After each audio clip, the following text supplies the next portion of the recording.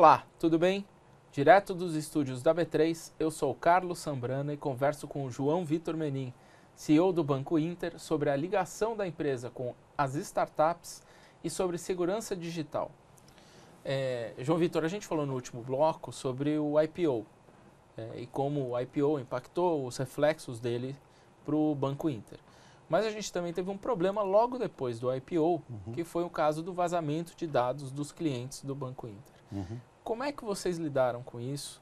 O que aconteceu de errado aí? Por que esses dados foram vazados? Tá. Bom, Sandra, primeiramente, só para a gente esclarecer um pouco essa questão de vazamento de dados, essa questão, a gente foi colocado na mídia como se a gente tivesse sofrido um ataque cibernético, né, um possível hacker, quando na verdade não foi isso que aconteceu. Quer dizer, para a gente pontuar e deixar as coisas bem alinhadas, o Banco Inter não sofreu um ataque cibernético, não sofreu um ataque de hacker. Até muito pelo contrário, a gente foi até chantageado como se isso fosse um fato importante, bombástico, que pudesse até atrapalhar as operações do banco. E como sabíamos, né, que isso não era a realidade dos fatos, a gente, obviamente, até por questão ética, optamos por não entrar nessa chantagem.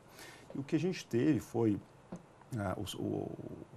a quebra do sigilo ético profissional de uma pessoa ligada à instituição, que tinha acesso a alguns dados, né, uma parcela pequena desses dados dos nossos clientes, uma parcela pequena do número de clientes. 19.961 correntistas. Na verdade, o número é inferior a esse, mas a gente até não pode, nesse momento, falar sobre o número especificamente, porque essa questão esse número que foi... Esse é um número que o Ministério Público está usando. O Ministério Público, como ele abriu um inquérito e transformou numa ação civil pública, isso foi para a Justiça e a gente vai na Justiça mostrar os números, nos defender, mostrar exatamente o que a gente acredita que quais informações são do banco, quais não são, quais são sensíveis e quais não são. Mas, enfim, a gente acha que lidamos bem com o acontecido, né? Eu nem falo que, por sorte, não foi um incidente grande, um vazamento, porque quando a gente começou a fazer a evolução do nosso modelo digital, como eu te falei lá atrás, em 2010, a coisa crescendo muito, a gente sabia que segurança é uma coisa importante, né? Principalmente para um banco digital, para qualquer banco de variação expressão. E a gente fez uns movimentos muito interessantes. Então, por exemplo, o Banco Inter, do ponto de vista de segurança da informação, segurança de perímetro, foi o primeiro banco e único banco brasileiro a migrar 100% das suas operações para a nuvem. Então, hoje a gente está com as operações do banco rodando na AWS, que é a Amazon Web Services, onde você tem embarcado ali toda a questão de segurança que roda em todos os principais clientes da Amazon no mundo, seja governo americano, alemão, Google, né, enfim. E com isso a gente passa a ter uma segurança de perímetro muito robusta. Quer dizer, a gente não tem, por exemplo, um parque de servidores onde a gente tem que atualizar a questão de segurança, a questão de... Então a gente fez isso.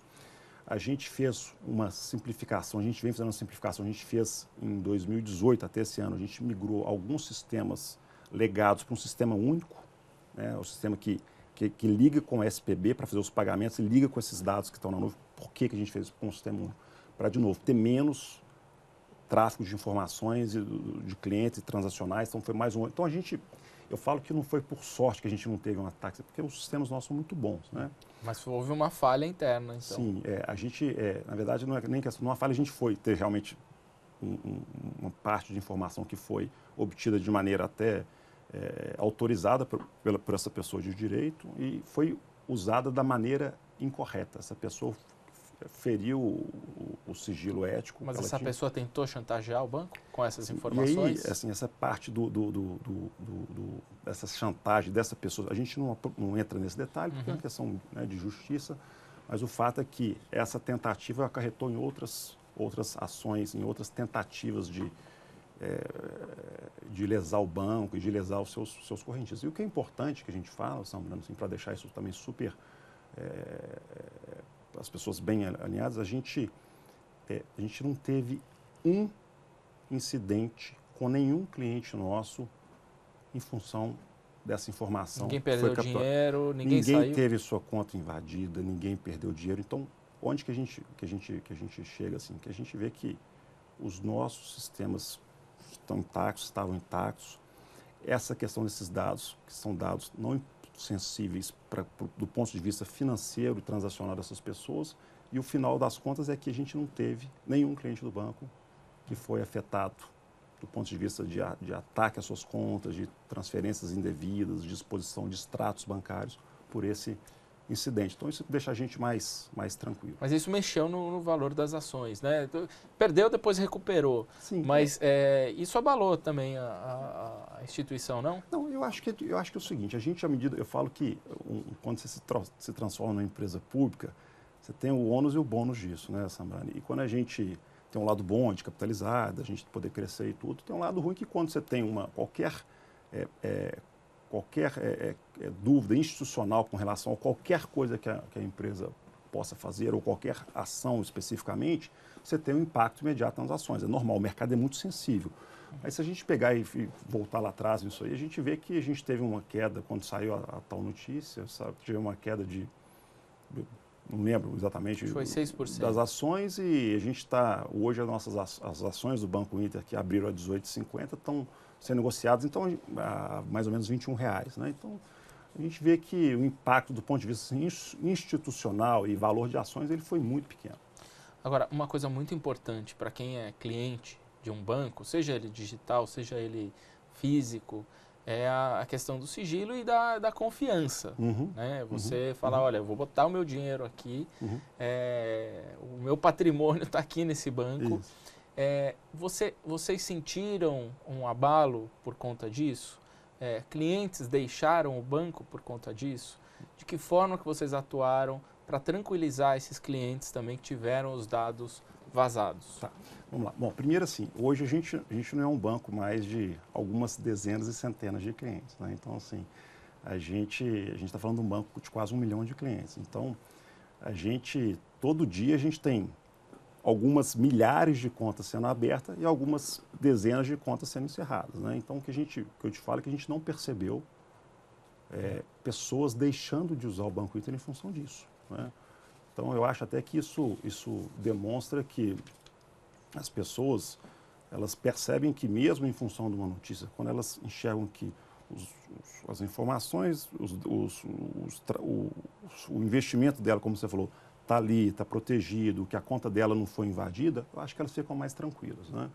Então, a gente percebe que a resposta que o nosso cliente teve em relação a isso foi muito positiva até. E eu acho que se a gente perguntar assim, e a gente até vê assim, eu acompanho muito mídias sociais, a gente vê as pessoas até defendendo o banco nas mídias sociais, eu acho assim, se a gente for perguntar o porquê que as pessoas gostam do banco, né, eu falo muito que as mídias sociais do Banco Inter, eu acho que é um termômetro interessante, a gente vê as pessoas apoiando o banco, as pessoas torcendo pelo banco. Quando a gente faz, por exemplo, uma divulgação de resultados trimestral, lucro maior, o lucro crescente, em vez das pessoas, né, jogarem pedras, o que é normal, a gente vê o Brasil atacando o setor bancário, os juros altos, os spreads abusivos, a gente vê as pessoas torcendo pelo banco, né? Então, acho que a relação que o cliente tem de parceria com o banco e vice-versa, eu acho que essa relação é uma relação de mão dupla. A gente vê que as pessoas gostam, confiam, acreditam no banco e tem certeza que essas pessoas que viram essas notícias, elas torcem e continuam. E os clientes afetados, eles... como é que foi a interlocução? A gente não teve clientes afetados. Não, né? que eu digo, cujos dados foram expostos. Os clientes cujos dados sensíveis foram expostos, que você tem os dados sensíveis e não sensíveis, a gente, até para deixar as pessoas um pouco, acompanhando um pouco essa questão de dados, que é um tema super novo, né? Um tema novo e atual. A gente teve a Europa agora aprovou a Lei de Proteção de Dados, que é o GPDR. O Brasil agora está aprovando isso agora, vai até para a sanção presidencial agora nas próximas semanas, foi aprovado no Congresso e no Senado. E essa Lei de Proteção de Dados europeia, ela tem uma matriz de criticidade de cada informação que te faz com que você tome alguma medida. No caso nosso do Banco, mesmo não tendo essa lei brasileira ainda em prática, ela vai ser aprovada agora, a gente pegando o suporte de empresas especializadas, de consultorias, a gente fez, em função da GPDR, dessa matriz de risco, as pessoas que tinham informações mais sensíveis já foram contactadas e foi um número muito, muito, muito pequeno. Então a gente fez isso e interagimos com essas pessoas. Agora eu queria falar um pouco sobre a ligação do Inter com as startups. Vocês investem num centro de inovação em Belo Horizonte, chamado Orbi. Isso. Junto com a MRV e com a Localiza. Isso. Por que vocês investem nesse centro? De lá vocês tiram ideias de outras startups ou até compram outras startups? Como é que funciona isso? Tá. Bom, primeiro, acho que é um prazer para a gente poder ter conseguido, né? Eu diria que consegui sim, se aliar a duas empresas excelentes, empresas mineiras também, mineiras que também são empresas nacionais, líderes no seu segmento. Mas por que eu falo um prazer? Porque eu falo que a união faz a força, né? Quando a gente pôde colocar empresas que pensam em inovação o tempo todo, como a MRV, a Localiza e o Banco Inter, obviamente, eu acho que a gente criou ali um ambiente muito propício para que startups, empresas inovadoras, possam ter ali um ambiente fecundo para poder colocar em prática as suas iniciativas, os seus projetos e criar ali um ambiente de troca de informação que é positivo para as grandes empresas como Inter, MRV e Localiza. A gente fala que hoje em dia, a gente acha que a empresa grande tem a fórmula do bolo e o pequeno, acho que é o contrário, acho que o pessoal pequeno tem mais a fórmula do bolo. Tem mais agilidade até para fazer. Né? E as pessoas às vezes perguntam para a gente, poxa, mas o que vocês ganham com isso, né? Assim, pô, vocês gastaram lá X Quanto vocês milhões, investiram? Nós investimos 4 milhões de reais. Né? Tá. O que vocês ganham com isso? Vocês compram participação nas empresas para poder aparecer um unicórnio lá no Orbi? Não, a gente não investe nas empresas de lá. Quer dizer, o Orbi ele tem dois motivos pelo qual a gente resolveu investir e apoiar ela. Primeiro é o motivo social. Né? A gente, como eu falei, são 3 empresas mineiras, 3 empresas de sucesso. A gente tem em Belo Horizonte um ambiente assim, super propício para isso, sede do Google. Então, a gente acha que é uma vocação da cidade. Então, a gente resolveu apoiar isso aí. São quantas startups? Hoje a gente está com 20 startups lá, a gente tem espaço para mais ou menos 30 e temos um espaço ao lado para poder fazer a expansão quando isso acontecer. Desculpa, e são startups de que setores? Pois é, o que a gente optou lá? A gente fez 3 verticais muito bem definidas. Fintech, cujo Banco Inter é o mentor, faz a mentoria. Mobilidade, que Localiza, faz a mentoria. E construção e Smart City, cuja MRV faz a mentoria. Né? Então, a gente tem essas 3 verticais e temos as horizontais. Então, legal, empresas de legal, Lotec e tal. E o que é bacana é que a gente vê um pouco, assim, a gente devolver, assim, são 3 empresas que estão lá em Belo Horizonte, começaram de lá, expandiram nacionalmente, mas então tem essa parte de devolver um pouco para a comunidade Belo Horizonte que precisa dessa vocação. E tem um lado a gente está inserido nesse métier, pegando as tendências, fazendo esse brainstorm. Então, é um pouco desses dois motivadores aí que levaram a gente a investir no Orbi. Mas, além da questão social, vocês, como você disse, vocês fazem a mentoria das startups, das fintechs, a Localiza de mobilidade, Sim. MRV do setor imobiliário. Se surgir alguma coisa dali, vocês não usam?